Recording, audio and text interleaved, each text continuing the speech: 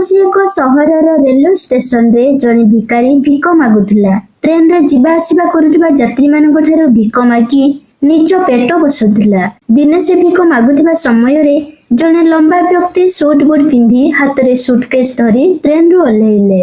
व्यक्ति जनकु देखि भिकारीटी भाबिला ये जने निश्चय पैसा वाला आउ धनी व्यक्ति होइतिबे, तांको पाखरु निश्चय अधिक भिक मिलिबो। एहा भाबी भिकारीटी सही व्यक्ति निकटकु जाई कहिला, बाबू किछि पैसा दियो।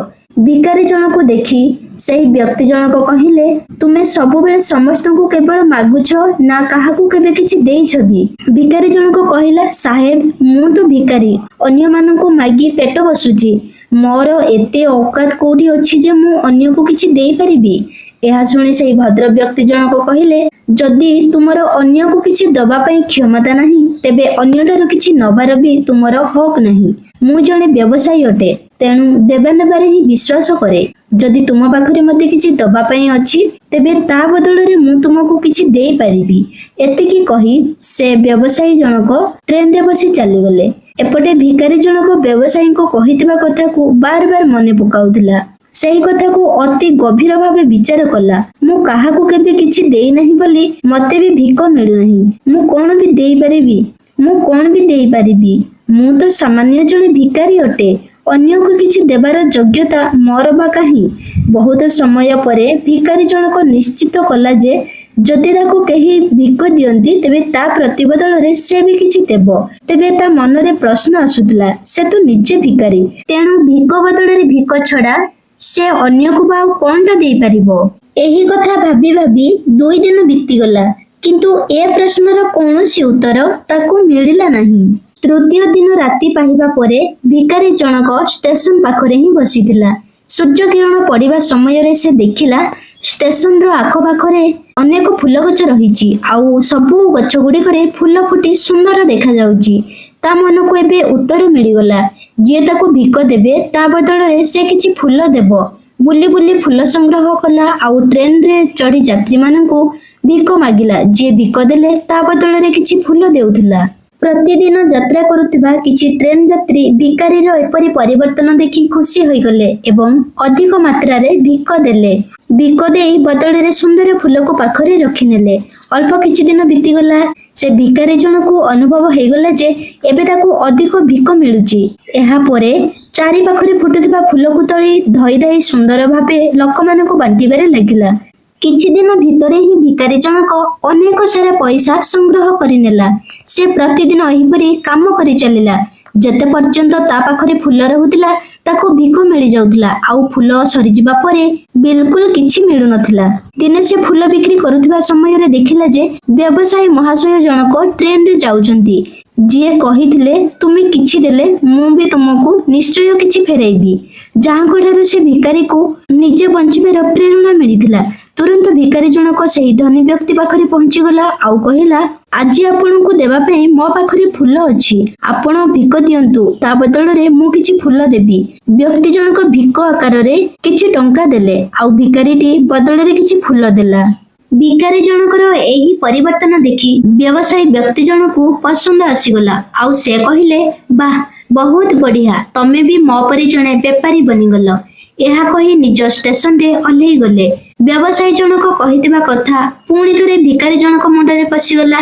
ସେ ବାର ବାର ସେହି କଥାକୁ ଚିନ୍ତା କଲା, ଆଉ ସେ ମନେ ମନେ ଖୁସି ହୋଇଗଲା, କାରଣ ଭିକାରୀ ଜଣକର ହାତରେ ସଫଳତାର ଚାବି ଲାଗି ଯାଇଛି, ଯାହା ଦ୍ୱାରା କି ସେ ନିଜ ଜୀବନକୁ ବଦଳେଇ ପାରିବ।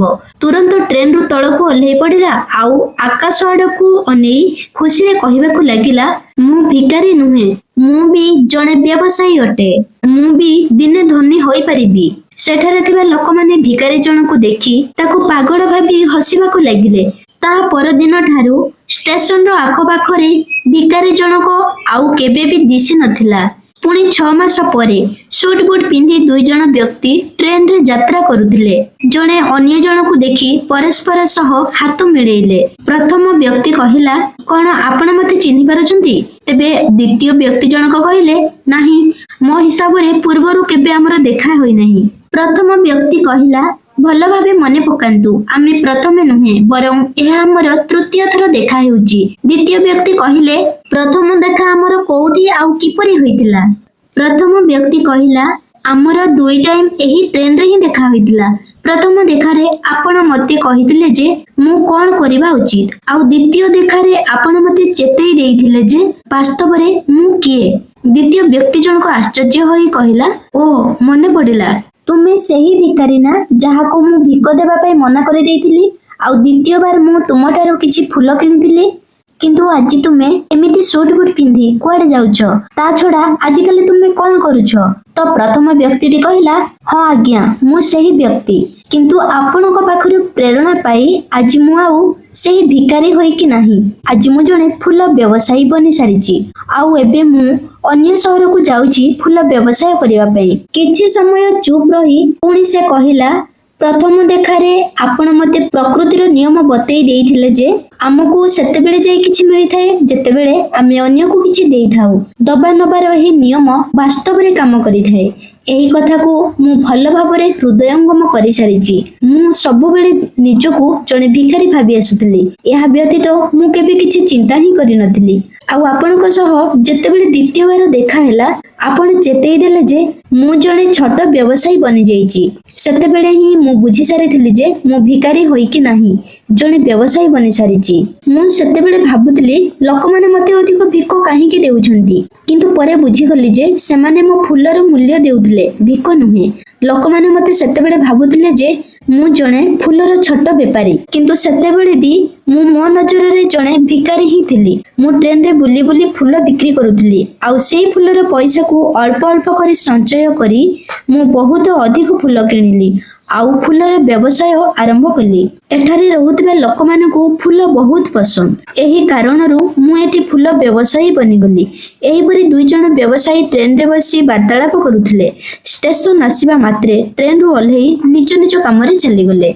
बंधुगण एही कहानी रु हमको बहुत किछि शिखिबाकू मिली थाए। एही कहानी रे प्रथम व्यवसायी जनको गिव एंड टेक रो नियम बहुत भल भाबरे जଣା थिला। दुनियार सब बड़ बड़ बिजनेसमैन एही नियम को तांको जीवन रे उपयोग करी सफल होइछंती। एही फार्मूला को से सही भिखारी को भी देइथिले। भिखारी जनक मध्य प्रकृतिर एही नियम को आपणे नेला आउ एही कथार प्रभाव ता जीवन रे सफा सफा देखा गला। से निज चिंताधारा बदलाई देला आउ देखु देखु ता जीवन मध्य बदली गला। एही कहानीर सारांश मनीष जदि ता जीवन रे शुद्ध विचार करे तेबे सब किछि हासिल करि परिबो।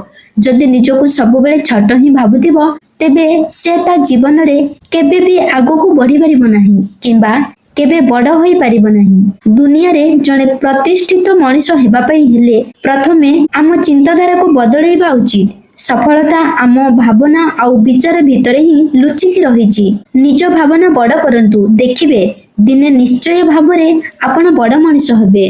तेबे बंधु एही कहानीटी जदि आपण मानक हृदय को छुई पारिछि तेबे एही परि अधिक कहानी सुनिबा पई वीडियो को लाइक करी चैनल को सब्सक्राइब निश्चय करि दियंतु। रहूछि जय जगन्नाथ।